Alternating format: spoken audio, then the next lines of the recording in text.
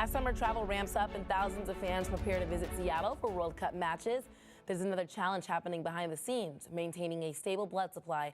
Building up a blood supply is necessary for the period between Memorial Day and Labor Day. Steve's down in the Arc Lounge with Juan Cotto, the Bloodworks Northwest, to talk about the need for donors and why this summer could place even greater demand on the region's blood supply. Steve. Yeah, and this conversation comes at a very critical time. We've heard this concept of the 100 Deadliest Days, and I'm sure viewers watching at home have heard that before. But what does that mean? What is that time frame, and what's the impact on the blood supply? You know, when you think about the 100 Deadliest Days, it usually comes right after Memorial Day.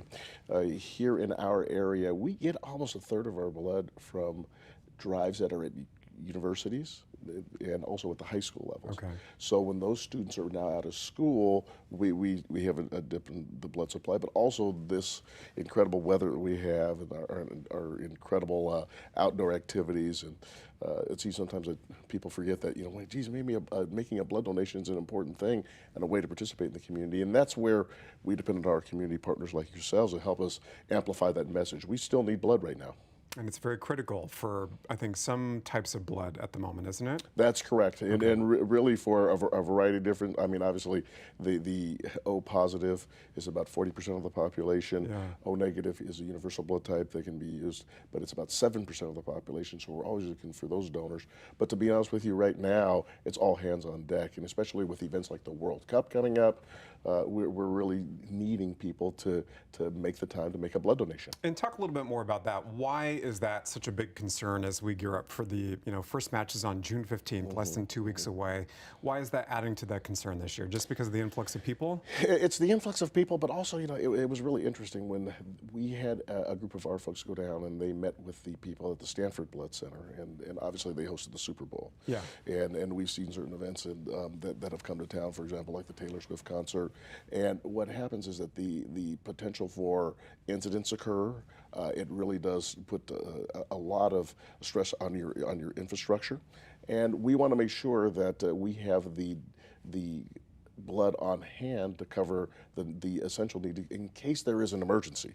And you know, with major sporting events over history, I mean the '72 Olympics, yeah. You've had Atlanta 1986, Certainly. the Boston Marathon. Yeah. We just want to make sure that if something happens in our community that we're prepared, and we will be prepared, but it really helps. And the other thing we found out was that we had corporate sponsors in those communities who stepped up, and we have had, for example, Costco make a very important donation to us, and we're waiting to hear back from several other of our corporate partners to make sure that we have the critical blood necessary in case of an emergency. I know that you've been on the show many times to talk about the need for donations when the supplies dip critically low, which is the circumstance that we're in right now.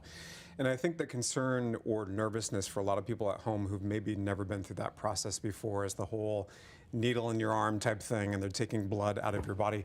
How do you calm fears for maybe somebody who's never been through that process of donating blood before? What do you tell them? Well, first of all, we have a tremendous staff, and that's where it starts. When you come through the door, we try to make it feel less like a visit to the doctor. We try to make it feel less clinical as possible. And I know you've had experiences at the donor center. Yeah. You've also had experiences at our pop-up locations, and we really have folks who work with people and make them feel good, make them feel excited about the blood donation, help them through that whole process, even if they need to have their hand held. Yeah. The second thing is that we know that a fear of needles is a big thing, and we stress upon to people that it's painless.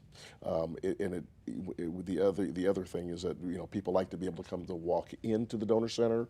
We don't like to have people have to stuck and fill out a bunch of forms. Yeah. We want to make it as efficient as possible, and I think we make it a really good experience. And the most important thing, you get a cookie at the end. Or some juice. Yes. Which is it just pays off in the end. It really does. You're saving a life, and you get some, sugar in the system too, to try to refill your system.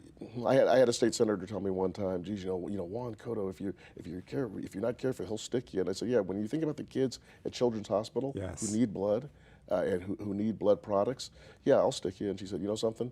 you got me. I don't need to feel like it's forced. I mean, she said, I'll sit down and give a donation. So. Very small price to pay to help save some lives. If people want to donate, I know that you guys have donor centers and also some blood mobiles as well that kind of travel around the area. How can people sign up to make an appointment? You can go to our website at www.bloodworksnorthwest.org.